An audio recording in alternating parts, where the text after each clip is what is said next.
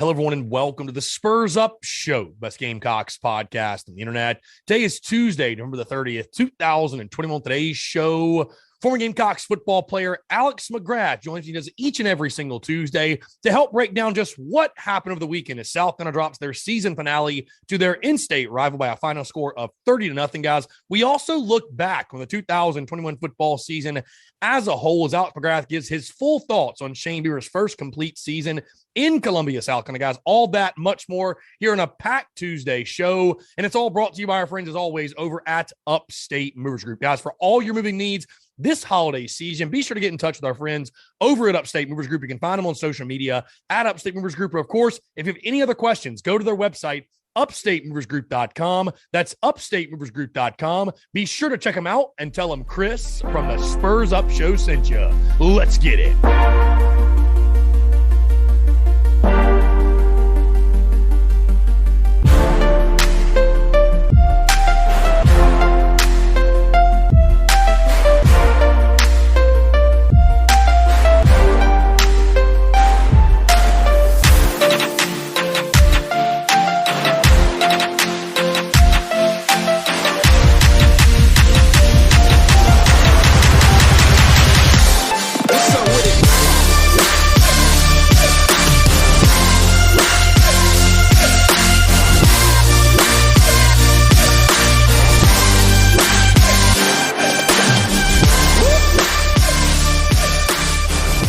Joining us in the Spurs Up Show, he does each and every single Tuesday, former Gamecocks football player Alex McGrath. Alex going to try to help me somehow feel better about what happened over the weekend as the Gamecocks fall to their in-state rival, the Clemson Tigers, by a final score of 30-0. Also, definitely want to get Alex's thoughts on the latest developments with the transfer portal, some coaching changes in regards to college football is concerned, and also we'll briefly look back on the 2021 season as a whole. But first things first, Alex, going to appreciate you taking the time, my friend. It's crazy, by the way. I know I was just talking off air, but it's crazy how quickly the season comes and goes. Just yesterday, it feels like we were speaking during EIU week before the Gamecock season opener. And now we speak on really the final in-season show or the in-season conversations that we've been having, the final one of the 2021 football season. But again, my friend, it's always a pleasure to chat with you. How was your weekend? And your Thanksgiving, I might add. How did your Thanksgiving holiday go?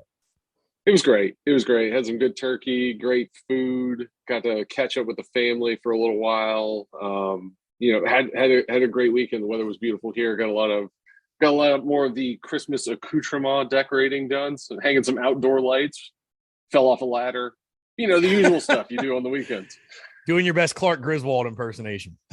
If you will. We've quickly run out of outdoor outlets. I'll put it that way. Oh, man. Love to hear that. Well, now, like I said, I know we talked about it last week. Now you won't be considered a psycho for having your Christmas decorations up. I'm even going to put some Christmas stuff up in the background of the in the studio and stuff like that. So definitely about that time to get in the Christmas season. But yeah, we got to talk about what happened over the weekend, Alex. And I guess I'm deferring to you. Is there anything you can say to make me feel better here on this Tuesday? Because I'll tell you this, Alex, and I tweeted about this and I talked about it on Monday's show.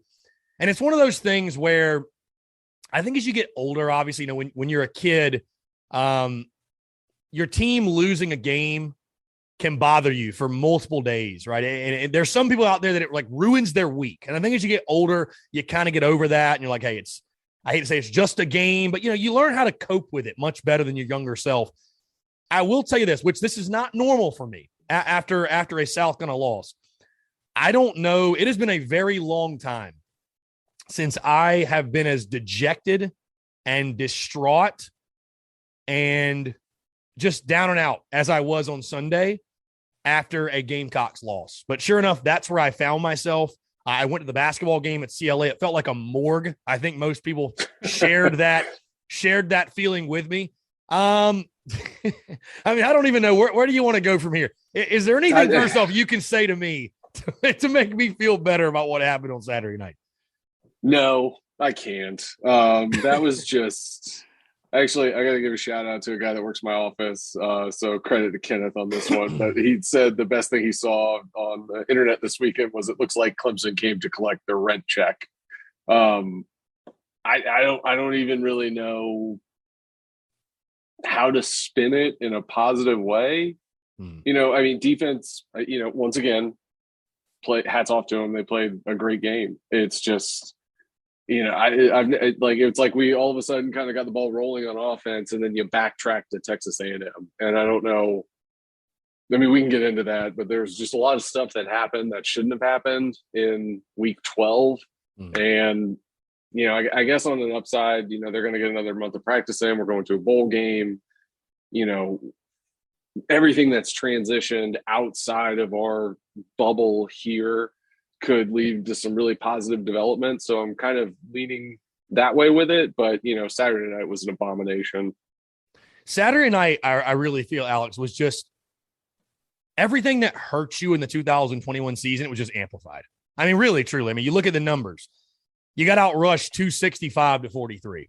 If that's not the story of the season in the games in which you lost, I don't know what is. I mean, that really, to me, tells the entire story. And I actually had somebody call into our live show yesterday talking about, they were talking on the telecast. Clemson was doing something very simple up front defensively with stunts. And it's not surprising to me at all. It's not surprising. But it's baffling to think in the 12th game of the season, you're not able to make a simple adjustment and just pick up a stunt. And with the backs you had, I was looking at the numbers, and I know we're going to get into overall offense and stuff like that, but you ran for 7 touchdowns on this season. 7. I mean, most fans in the preseason thought Kevin Harris alone would run for 7. You ran for 7 as a team. But again, I think just all the problems that lingered in the 2021 season, not being able to run the football, not being able to protect your quarterback, not really having that dude at quarterback, if you will. And again, like you said, your defense gave you really all they could. But those were the things that I think just all shined through. And, it killed you in the end. Bottom line, it killed you in the end.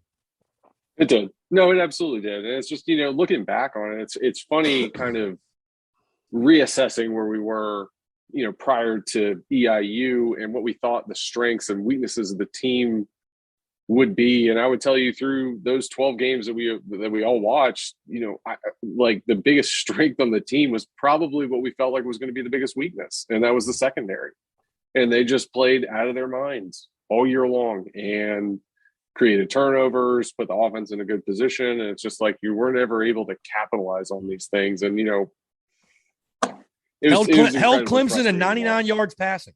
Held Clemson to 99 yards passing. That's why they scored. I mean, if you don't count the last touchdown they punched in, you have to count it. But, they scored 3 touchdowns. Right. And you got to be able to put yourself in a position to be competitive if your, defense is going to hold you to that position. So yeah. What was arguably, because I think back, I do my preseason position unit previews, and I'll grade each position unit. And I think I graded the secondary like a D, and I graded the offensive line a B+. Boy, does that look silly? Does that look silly? Sitting here now, back to, again, we're not going to spend a ton of time, though, Alex, talking about, what happened on Saturday, because there's nothing to dissect when you lose 30-0. You got your ass kicked. That's all you really got to say. And there's so much else we can talk about, but I think the thing that hurt the most, Alex, again, we all knew the Gamecocks were capable of losing this game. Obviously, you open up as a 14-point underdog. No doubt, right? Like, picking Clemson to beat South Carolina wasn't some bold take.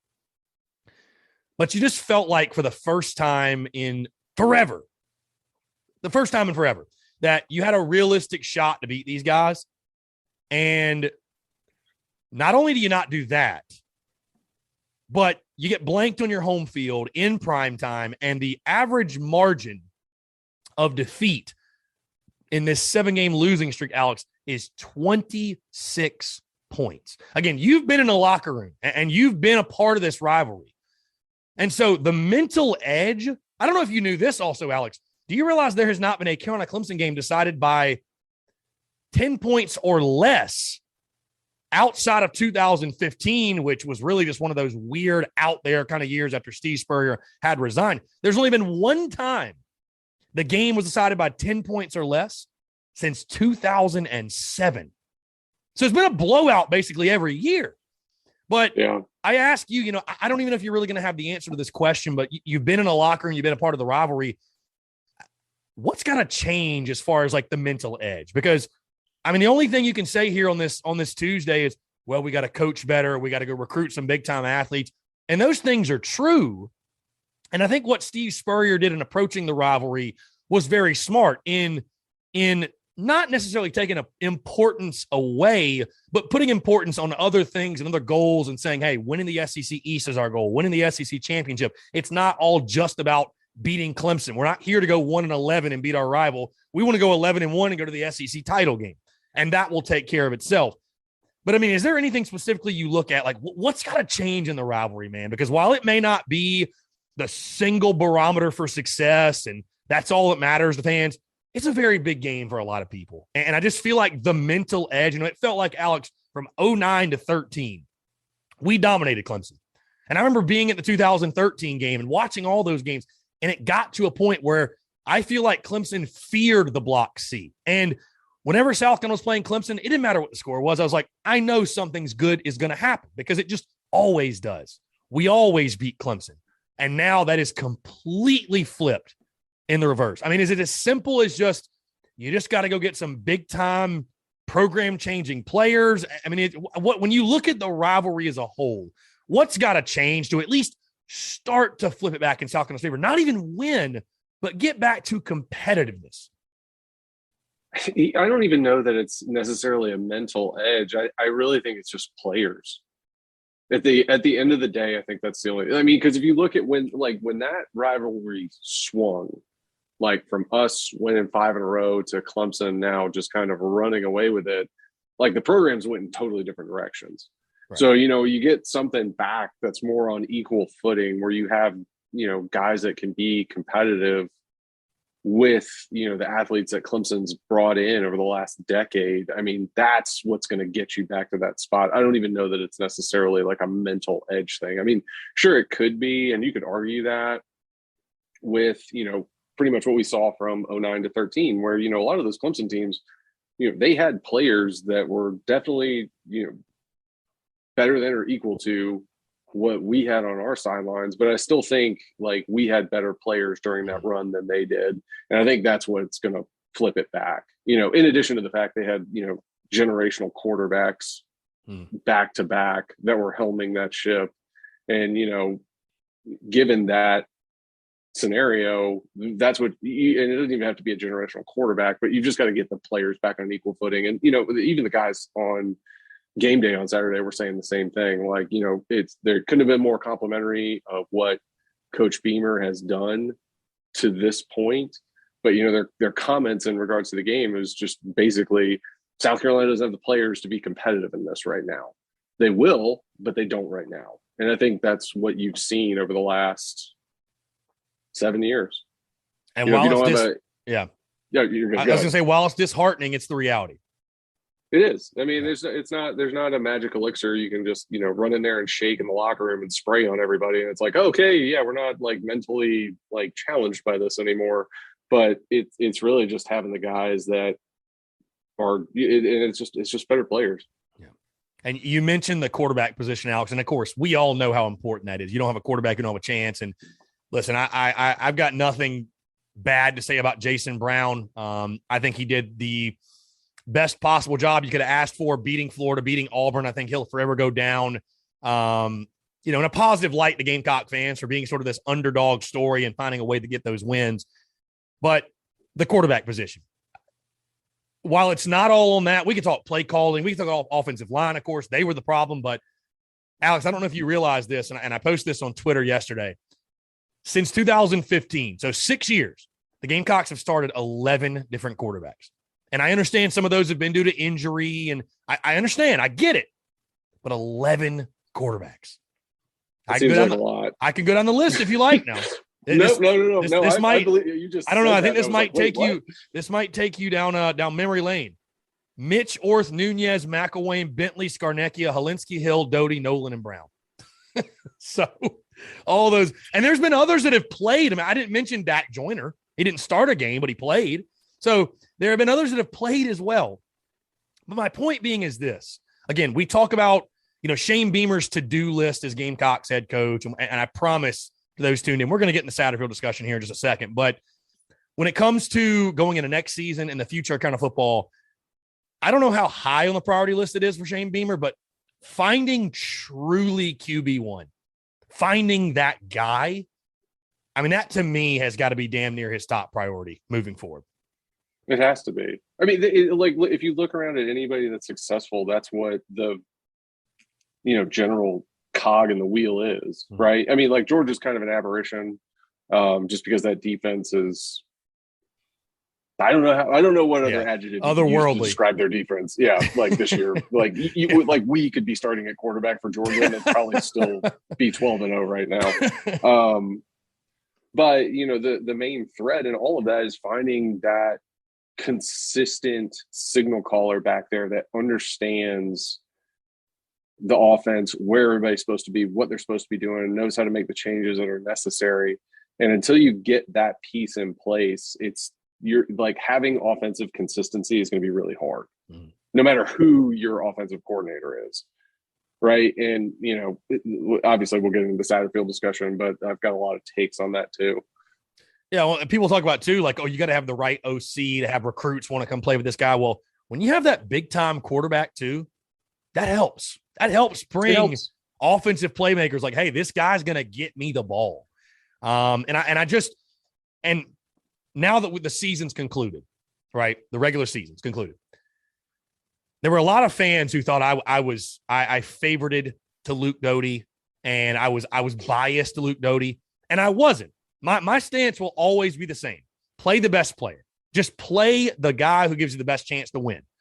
But to be transparent, selfishly, did I want Luke Doty to flourish and develop into that guy? Yes.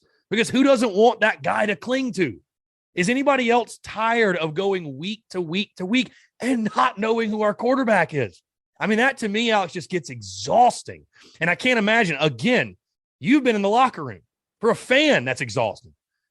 And I know you just go do your job regardless, but that's got to be tough. That's got to be tough on guys on the offense and the offensive line, even to not know, like, who's our guy? Who's our leader? You know what I mean? Who is our leader? Who's the guy we turn to when things get tough, right? And so, again, finding that guy, with all due respect to everybody on the roster, whether that's Braden Davis in recruiting, whether that's the transfer portal, hint, hint, you got to find that guy you can cling to and say, this is QB1. This is who we're rolling with, not only for the fan base, but more importantly, those guys on that roster, the guy that they can turn to. 100%. Well, I mean, look at Coach Spurrier's tenure. Yeah. Like, when did it turn the corner? Yeah. I mean, for me, it was when we were rolling. Yeah, for me, it was Garcia. Garcia comes in and becomes that dude. I mean, truly, you can judge him all you want, but he was beloved by his teammates, and that it showed. It very much so showed. Correct. Garcia comes in and becomes that dude, and then Connor Shaw comes right behind him and becomes that dude. And since Connor left, well, that's not true. Dylan had a good year that 1 year, but since 2014, that has just been a dumpster fire across the board. And until you get that straightened out, it's going to be tough to find the offensive consistency I think everybody's looking for. And I think your point to 11 different people starting over 6 years at the quarterback position contributes a lot to that. Yeah. And, certainly, like, from an offensive coordinator discussion, it's like, it's frustrating to listen. Like, look, I completely understand you got to get rid of Satterfield take. Completely understand that. But like, when I'm watching the game Saturday night, and the first interception we throw is to a ghost, like, it's hard for me to blame that on Satterfield, because if you'll notice in that replay, Jaheim Bell's running by himself down the sideline, and we're throwing an out route. And I don't know. I don't think that, I'm not trying to throw blame on Jason Brown. I'm just saying, like, I don't know that that's an accurate measure of what is being called and being put on the field. Well, and I think, Alex, your take is very level-headed, which is great. And I love that we're on the same page there. I don't think you're saying that Marcus Satterfield doesn't need to improve or just may not be the guy, but he's not the only problem. He wasn't the only issue, man. Play calling wasn't the only issue. And like you said, you saw it all season in times when, if you really go back and look and watch the tape and look at the film, in the times that we made some of these massive mistakes, you have to look at, was the play there? Was it there to be executed? And, many times it was. So you can't put it all on play calling. But you know as well as I do, Alex. And again, I was talking to you off air this time last year. We were going through it in the coaching carousel and all these moving pieces. And, we talked how crazy the money is in college football now. And I talked to you about the culture of college football. And it is a very cutthroat business. It is a what have you done for me lately? And it's a results-oriented business. And when you rank the second worst offense in the SEC, you average 21 points per game, and you rank 109th nationally in offense, for better or for worse, Marcus Satterfield's name is on that. It's on that. And I'll tell you, Alex, again, this is where I stand, and I want to get your take. Because I've said it all year. I'm a Beamer guy. I'm not a Satterfield guy. I'm a Beamer guy. So Shane Beamer's the one getting paid millions of dollars to make those big boy decisions, and he'll do it. He'll do it. And I think Shane's a guy that's not going to let his, anything like the previous regime, let his relationships or his friendships, if you will, get in the way of making the best possible decisions for his program. I don't think he's going to do any type of career suicide like the way the previous guy did. But I think one of two things has to happen. Because I talked about how many quarterbacks there have been the last 6 years. There's been damn near, 6 years. It's been damn near 6 OCs. I think it's been like 4 or 5 OCs in the last 6 seasons. Been crazy turnover at offensive coordinator. So one of two things in my mind. If you want to get rid of Satterfield, and I'm not telling Beamer how to do his job, but this is just my take on it. If you want to get rid of Satterfield, that is totally fine. I will not shed a tear if Marcus Satterfield is not employed by the University of South Carolina this time, let's just say next week. I won't. And I think you probably feel the same. Because, again, at the end of the day, we all just want to win. I want to win. I'd like to score points in the process. I'd rather not win games 7-3. Let's score some points and have some fun while we do it. But if you're going to let him go, I think you have to hire like a no-brainer, proven, has a track record of elite offenses. You need to throw the bag at someone. Because, again, like you mentioned, I don't really blame Gamecock fans for feeling underwhelmed on Satterfield because he was an underwhelming hire from the jump, if we're being totally honest, right? Like we were sold on we're going to hire these elite coordinators, and Satterfield was just kind of this, who is that guy? I mean, I didn't know who he was. Most people didn't know who the hell he was. And his resume is, he worked with Matt Rule, but, it wasn't anything crazy. But on the flip side of that, and this is where fans, you lose some of them, a lot of them. In my opinion, if that guy's not there, what other choice do you have than to bring him back? Because can you really afford to fall into this vicious cycle of changing coordinators every year? Because here's my point too. What if you change the coordinator? What if you fire Satterfield and you go get a guy, let's just say he's like middle of the pack, almost like another Satterfield. Well, what if the offense still stinks next year and you still can't run the ball? You're going to fire him too? At some point, you can't do that. You cannot afford to operate that way. That's my only point. So I think you got to do one of those two things, which I guess maybe is stating the obvious, but I don't think it's as no-brainer as, okay, we'll fire Satterfield and all problems are fixed. You got to go have somebody else you can realistically get and pay. And, let me just put it this way. I'll be very intrigued to see how Beamer handles it because this is a very, very important decision for his future here. There's no question about it. No, it's huge, and I think it's made bigger by the fact of what happened at Oklahoma yesterday with Lincoln Riley stepping out. There's a lot of uncertainty, I would say, and some chaos in that situation. So I think there's a lot of moving pieces and balls that are in the air right now that, obviously Coach Beamer's got a ton of connections to that program. So, if you're on the phone with one of those guys, like a Cale Gundy, for example, if you're on the phone with one of those guys and you can get him, I would get him. If we are going to get rid of Satterfield and go with another anonymous coordinator that nobody's heard of and, has questions about, I don't know that I'd go that route because I think it more centers back to who is taking snaps for you and who can operate that offense versus, who's calling the plays.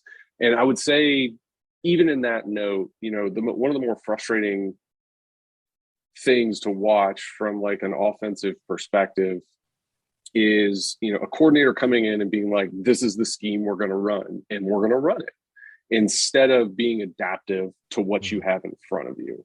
And so, if you do go the route to get rid of Satterfield, I would 100% go that direction. Find somebody that has proven that they can be adaptable to the players around them and not just run a system that they feel like is the best. Yeah, I think you have to do that. Yeah, that's a no-brainer. You have to do that. But at times, I think Satterfield was very committed to his scheme. I think he was. I agree. Very committed to his system. I mean, the guy went on record in the Wednesday press conference and said, what we're doing is not complex. High schools run this offense.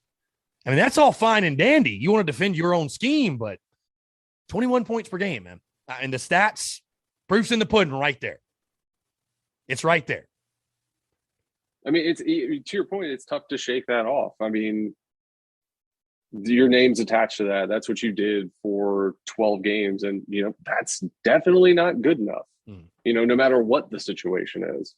And, is that compounded by the fact that you lose your starter to a broken foot, you're starting your graduate assistant, your number one guy goes down again to have foot surgery. Now, your graduate assistant's hurt. Now you're, going to the third team guy here. Like, to put together what we were able to put together was incredibly impressive. To get to 6 wins, given those variables, is huge. The real underpinning of all of this is really just the downfall of any kind of blocking scheme or, offensive line consistency it was just not there. And so, if I'm Shane Beamer today and I'm making moves, that's where I'm making moves. Yeah. And if I can get somebody from one of my previous stops that is a big name to come in at OC, I'm going to do that. If I can't, I'm at least changing that portion and seeing what happens next year, assuming you can have consistency at the quarterback position. If it doesn't work, it doesn't work. But to your point, having, because if we fired Satterfield, that would be our 6th OC. So, 5th or 6th. Yeah, something like that. Yeah. Like, that's not a recipe for success, right? At all. Right. And unless you can get one of the top guys to come in, I would probably sit on it. Definitely changing a line coach, though. Oh, yeah, for sure. Yeah. I mean, listen, I think there will be staff changes made. There's no doubt. And I think that's probably the first one. I don't know when that'll come out, but I think that'll be the first one for sure. Yeah, like you mentioned, too, it is worth noting, and I know people don't want to hear excuses, and I'm not really trying to make them, but you are right. I mean, there aren't many teams, I would assume, out in college football that could have gone through what South Carolina went through at the quarterback position and have reached bowl eligibility, certainly in the SEC. You do have to at least give some credence to that. I think you have to. With that being said, I will tell you this, Alex, or, bring this up to you. The one thing I don't want to see happen, because I understand fans are upset. Hell, you lose 30-0 your rival. You should be. You should be pissed off. You should demand more. I don't want to see people jump ship on Beamer if he does retain Marcus Satterfield, because while it may not be overly vocal, at least those that I see on social media, and I feel like I've got a fairly decent feeling on the pulse of the fan base, that's going to be the narrative around some people, is that, this is career suicide. Beamer's not willing to make the changes when necessary. And again, I just go back to, like you said, if the no-brainer hire's there, go get him. But can you really afford to spin your wheels every single year? And again, it's like you mentioned, you do also have to give credit to, while the play calling wasn't great and many things about this offense weren't great, personnel's a problem, and it's got to be fixed. And I think it's why you've heard Beamer so constantly. What was the first thing he said? I don't know if you heard this. The first thing, or one of the first things he said in the post-game presser after the Clemson game, I'm hitting the road recruiting tomorrow. Like, he knows well, much better than we all do about the shortcomings in the roster and what the issues are. And again, I don't want to, there's no sugarcoating what happened Saturday. It was inexcusable. You should never get shut out on your home field in primetime. But if you'd have told me in the final game of the season, at any point, we'd have a grad assistant at quarterback that wasn't even on the roster at the start of fall camp, I mean, look what you're working with. That's, again, like you mentioned, though, the biggest problem, and I understand it because fans want it to make sense. I want it to make sense. You want it to make sense. What on God's green earth happened to the run game? I mean, that to me is the most baffling, because if you would have ran the football well, I think if you'd have ran the football well and the passing game was truly just the sore spot, the issue, and you had the same things happen at quarterback, I don't know that fans are as up in arms with Marcus Satterfield because, oh, well, that makes sense. But I think it was just a combination of all the things we mentioned. You can't run the ball, and you get the final end result. And that's why Marcus Satterfield's head kind of feels on the chopping block right now. Yeah. Well, I mean, like, truthfully, it should be. Like, you can't have that kind of regression year over year and people not start asking questions. I mean, it's the reality of college football, man. You're making $1 million a year to coach offense. I mean, going to be some eyebrows raised when you have one of the worst in college football. As like you said, as there should. But yeah, I guess to the point I'm at, I don't want people, and I don't know that there's anything really you or I could say because people are going to do what they want, think what they want. I would just say, don't be that person that's jumping ship on Shane Beamer if he's not just chomping at the bit to fire the guy. I mean, you got to trust he's going to make the right decisions. You're not paying him the money you are, and you wouldn't have hired him if you felt like he wasn't going to make the best decisions in the best interest of Carolina football. Bottom line. Well, yeah, 100%. In addition to the fact, apparently Oklahoma's trying to hire him. So there's that. Right. They must think pretty highly of him if they're giving him a call for their head coaching vacancy. We'll just leave it at that. Oklahoma's not a shabby program. Not a shabby program. No, they know what they're doing. Right. So, on that note, I guess we can move into that really quickly because, of course, things sort of hit the fan on Sunday and Monday, and coaching changes and the transfer portal. We were talking quarterback. I'm going to put you on the spot, Alex. Would you have any interest in Spencer Rattler transferring to Columbia and wearing the garnet and black? I mean, honestly, when you told me Beamer was out making recruiting visits, I hoped he was in Norman, Oklahoma. Yeah, I know there's just some of the fan base that's very torn. He's not a good kid. It's like, number one, people can change. He's not the same. Well, there's a narrative that he's a very selfish player and he's a very, he's all about himself. And it's like, well, there's a reason Shane Beamer was hired to change culture and change young men. And hey, Shane, here's the talent. It's your job to make sure he fits into your culture and your system and everything else. So yeah, he would exponentially upgrade that position for South Carolina. Not even close. I mean, I love Luke Doty, but it wouldn't even be close. No. And the Gamecocks, the Gamecocks have had a quarterback drafted, Alex, since 1989. That would change if Spencer Rattler came to South Carolina. That would change because that dude or Caleb Williams. Those are going to be guys that are NFL guys. Bottom line, they're big time talents in that way. So I fully expect Shane Beamer to utilize the transfer portal. I think you and I'm sure you feel the same as I, that Shane Beamer's not headed anywhere. He's not going to Oklahoma. It'll be interesting to see how Ray Tanner and that crew respond to it all. Because I guess the only thing I would say that sort of worries me, and I'm not worried, but what do you do if you're Shane Beamer and OU offers you $9 million to be their head coach? What do you do? I don't. Okay. All right. Listen. Yeah. Are they going to? I'm not saying they are. And I actually just got a text from my buddy who works for 24/7 Sports. He has said that Brent Venables is probably going to be the guy. Gun to head. That's Brent Venables from Clemson is going to go to Oklahoma and be their head coach. So we'll see. But money talks, man. money talks. Yeah, money. But I think we're safe. Talks. I think we're safe. I think we're safe too. I mean, truthfully, like personally, I was hoping it would be Josh Heupel just because Southern Cal would have ruined 2 of the last 3 Tennessee coaching hires, which would have just been funny. But yeah, I can't imagine they're going to offer him $9 million. I mean, if they did, right. I mean, he'd be an idiot not to take it. Right. But outside of that. Yeah, I tell you what he should be doing, though, again, is poaching all these Oklahoma guys that are in the portal, because I'm literally right here scrolling on Twitter. At Mike Roach 24/7 says Oklahoma wide receiver Theo Weiss expected to enter the NCAA transfer portal. The former 5-star Allen prospect accounted for over 650 yards and 6 touchdowns with the Sooners, and he will have 3 years available with COVID eligibility. So I would have to imagine Shane Beamer is on the phone with every offensive player that is putting their name and saying, hey, we have a great relationship. They, from all accounts, they all loved him when he was in Norman. Come play for me. You are going to start on day one and have a chance to be a big-time impact player for an SEC program. I mean, that to me sounds like a great sales pitch right there. You can just leave it at that. It's an easy sell because, to your point, you've got a great relationship with all of these guys. Obviously the administration at Oklahoma thinks a ton of him to mention bringing him back. And, because I think in the piece that I read, it's because he has relationships with all these guys. They think they can keep that together.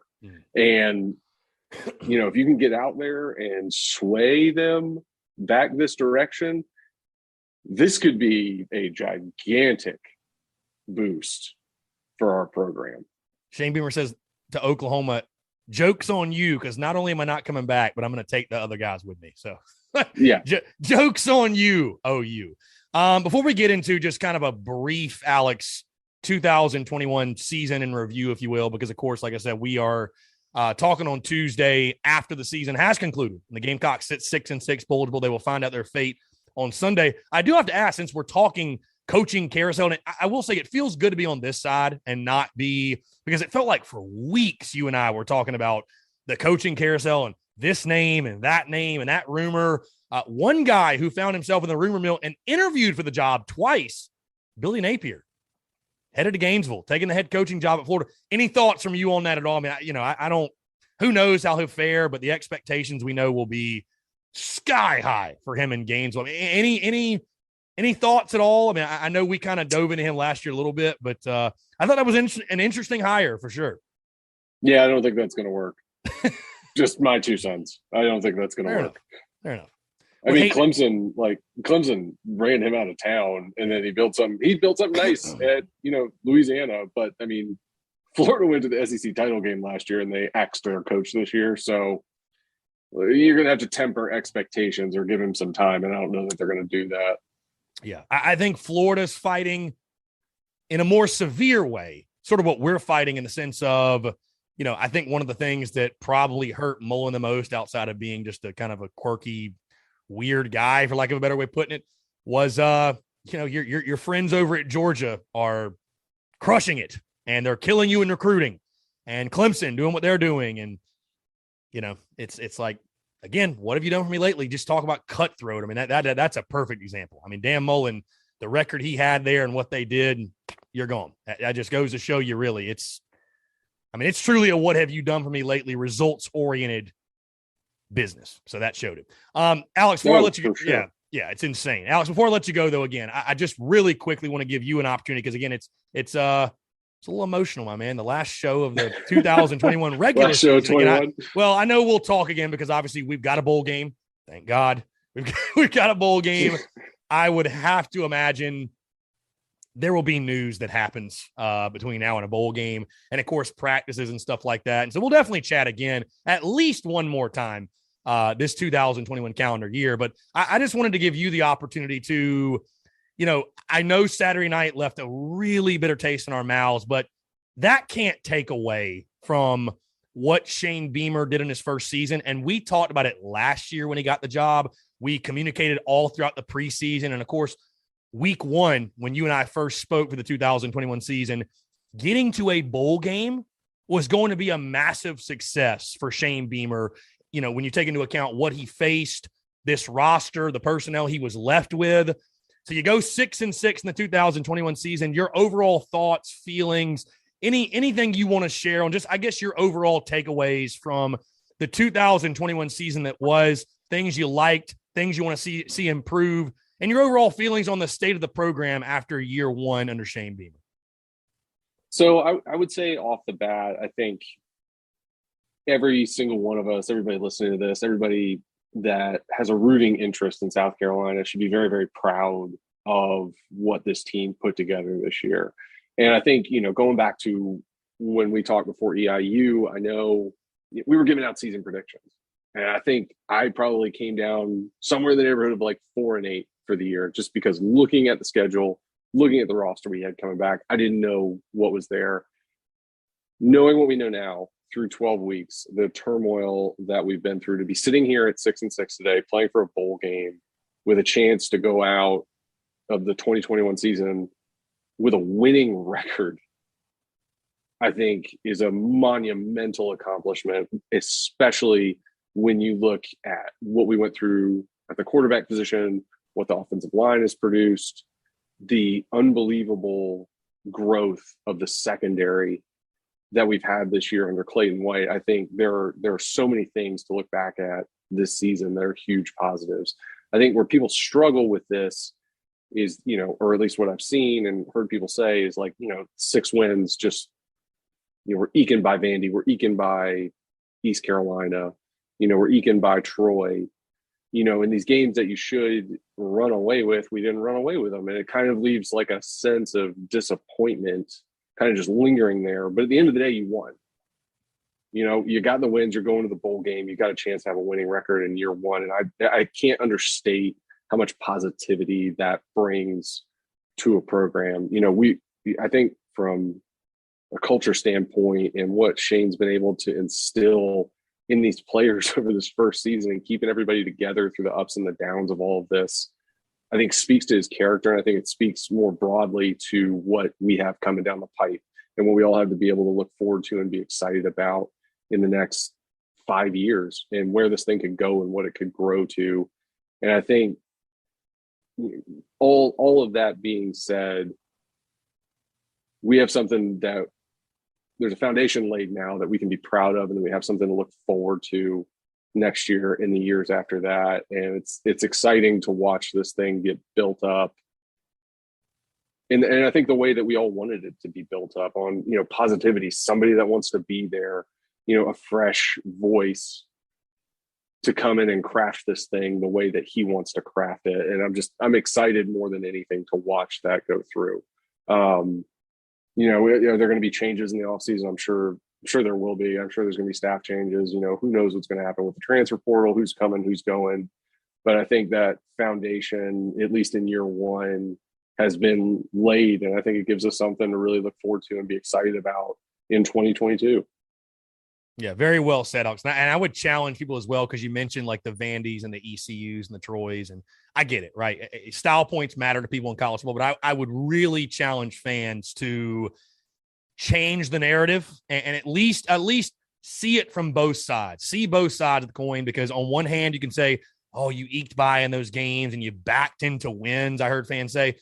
But how about instead of taking that away from Shane Beamer and saying, well, we could have been an 8-win or God forbid, 9-win team, whatever people are saying, if the offense, because I feel like the offense's struggles really unfortunately overshadowed so much of the positive that was done in this season. And how about tipping the cap to Shane Beamer and his staff for keeping the thing together when, hey, at multiple times this year, it could have just fallen apart and unraveled, and folks lost confidence and lost belief in the culture and the system and what we were doing. And so I agree with you, man, everything you said, getting to 6-6, getting to a bowl game.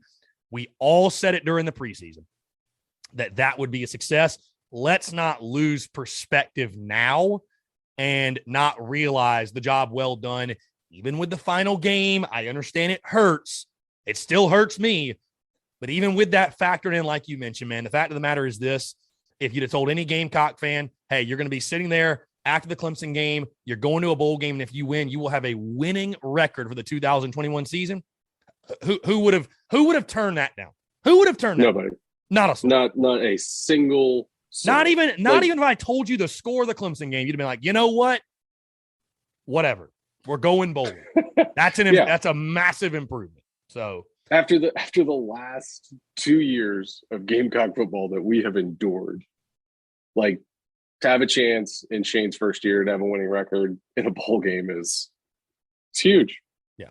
It's like huge. You mentioned, Shane Beamer, job well done, and he accomplished a certain goal that I had after Will Muschamp's dismissal. He made game day fun again. And for that, I say thank you to Shane Beamer for Yeah, for bringing back that excitement and that hope. And again, now, of course, you got to make adjustments, got to make changes. We all know that'll happen. And of course, 'tis the season, right? I can't even imagine being a football coach. Your family's all worried about Christmas and getting ready for the holiday season. You're sitting there like, honey, I don't know if I'm going to have a job. So, yeah, 'tis the season indeed. Happy holidays. Happy holidays. For sure. And every agent in America is salivating over commission checks. Oh, yeah. No doubt. No doubt.